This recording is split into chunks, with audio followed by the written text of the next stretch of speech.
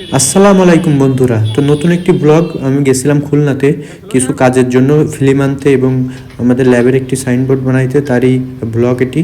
তো এই যে দেখতেছেন যে আমরা গাড়ি থুয়ে যে রূপসা ঘাটের থেকে, এটা রূপসা ঘাট, এখান থেকে আমরা নৌকা পার হয়ে যাব, নৌকা পার হয়ে ওপারে যাব। তো আমরা এখন রূপসা ফেরিঘাটে চলে আসলাম, যদিও এখন ফেরি চলে না, শুধু নৌকায় চলে। তো আমরা এই যে এখন নৌকায় উঠলাম। এই যে দেখতে পাচ্ছেন নৌকা, এই সাইডে ঝলক একটু রিল বানাইতেছিল, বিভিন্ন রকমের ফানি রিল। হ্যাঁ, এই যে খুবই রোদ্দুরের কপালের মধ্যে তাকানো যাচ্ছে না। এই যে এবার চলে আসলাম। এবার আমরা একটা ইজি বাইক নেব, কিন্তু ইজি বাইক আলা দেখেন কি করে, আমাদের কাছে বেশি করে টাকা চাই। থেকে দূরে থাকবেন, আর অবশ্যই ভাড়া আগে তো বলে তারপরে গাড়িতে উঠবেন। এটা পরে উঠেছি 10 টাকা করে। তো আমরা অটো করে শান্তিধাম মোড় চলে আসলাম। তো রাস্তার মোড়ে এখানেই আমরা ওই যে সাইনবোর্ড বানাইতে আইসি ক্লিনিকের জন্য।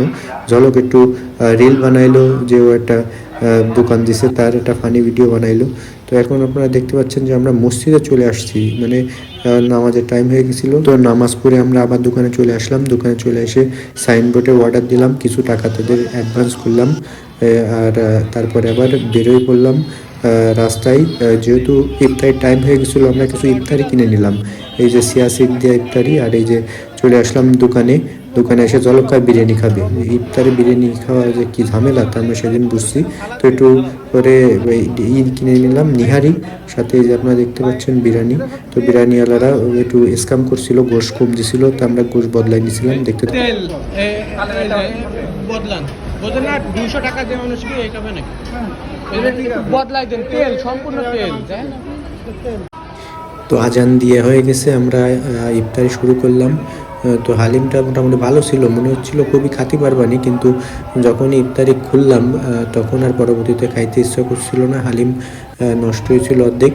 তো এই যে বিরিয়ানিটা টেস্টি ছিল, কিন্তু এই যে ঝলক খাচ্ছে দেখেন, এই যে খিরে টিরে দিয়ে খুবই সুন্দর ইফতারি হয়েছিল, কিন্তু পেট ভরা পেটে আসলে মানে পরবর্তীতে একটু অশান্তি লাগতেছিল। তো অশান্তি কাটানোর জন্যই আমরা হাঁটতে বের হলাম। তো হাঁটতে হাঁটতে আমরা চলে গেলাম আরও রেলওয়ে আর কি, খুলনা রেলওয়ে। তো এই যে আপনারা দেখতে পাচ্ছেন রেলওয়ে, এই যে রেলওয়ের সামনে খুবই সুন্দর রেলওয়ে জায়গাটা। তো আমরা রেলওয়ে ভিতরে ঢুকে গেলাম। ঢুকে গিয়ে এই যে আপনারা দেখতে পাচ্ছেন যে বাম সাইডে যে ট্রেনের কাছে আমরা এখন যাব।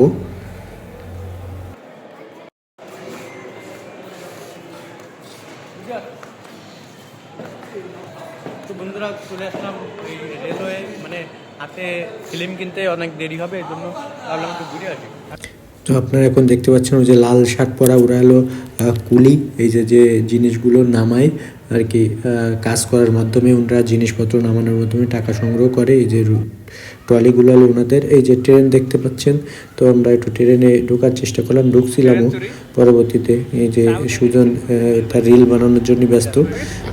তো আপনারা দেখতে পাচ্ছেন, তো বের হয়ে আমরা একটু চাটা খেলাম। চাটা খেয়ে সুজন একটু দাঁত খুঁজাচ্ছে, গোস্ত আটকে গেল বলে দাঁতে।